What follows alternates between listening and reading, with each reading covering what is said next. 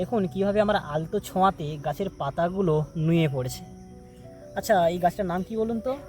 আসলে বন্ধুরা, এই গাছটির বাংলা নাম হলো লজ্জাপতি গাছ, যাকে ইংরেজিতে অনেকে সেনসিটিভ প্ল্যান্টও বলে থাকে। আর এর সায়েন্টিফিক নেম হলো মিমোসা পুডিকা। এটি ফ্যাবাসি পরিবারের একটি গাছ।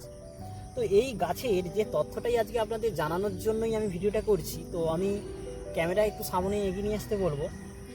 তো আপনারা প্রত্যেকেই দেখুন, আমি এই যে গাছের পাতাগুলোকে যেইমাত্র স্পর্শ করলাম, দেখুন সঙ্গে সঙ্গে পাতাগুলো কীভাবে নুয়ে পড়েছে।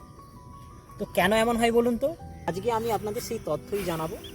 এই গাছটাকে একটু খেয়াল করুন, এই যে গাছের পাতাগুলো দেখুন সতেজ হয়ে রয়েছে। আসলে এই গাছের পাতাগুলো কিন্তু রসস্ফীতি চাপের জন্যই এরকম হয়। কিন্তু আমি যখনই দেখুন পাতাটিকে স্পর্শ করলাম, সঙ্গে সঙ্গে পাতাটি নুয়ে পড়লো। কি হয় বলুন তো? যখনই আমি পাতাটিকে স্পর্শ করছি, সঙ্গে সঙ্গেই এর পাতায় আমাদের শরীরের ঠিক যেমন নার্ভাস সিস্টেম কাজ করে, ঠিক একই রকম এর পাতাতেও রসস্ফীতি চাপটি ওই জায়গায় কমে যায়। এই রসস্ফীতি চাপ কমে যাওয়ার জন্য দেখুন পাতাগুলো কিন্তু সঙ্গে সঙ্গে নুয়ে পড়েছে। আর একে বায়োলজিক্যাল ভাষাতে কিন্তু বলা হয় সিসমোনেস্টিক চলন। দেখুন সত্যি প্রকৃতি কি অদ্ভুত, তার মধ্যে একটি বিশেষ বৈশিষ্ট্য দিয়েছে। তো শুধু যে বন্ধুরা এর মধ্যে এই সিসমোনেস্টিক চলনের জন্যই এটা হয় তা কিন্তু নয়। আর গবাদি পশুরা যখনই এই গাছটিকে খাদ্য হিসেবে গ্রহণ করতে আসে, তাদের ছোঁয়াতে দেখুন কি সুন্দর পাতাগুলো সঙ্গে সঙ্গে নুয়ে পড়েছে। আর যার ফলে ওই গবাদি পশুরা এই গাছটির প্রতি আকর্ষণ হারিয়ে ফেলে এবং তারা এটিকে না খেয়েই চলে যায়।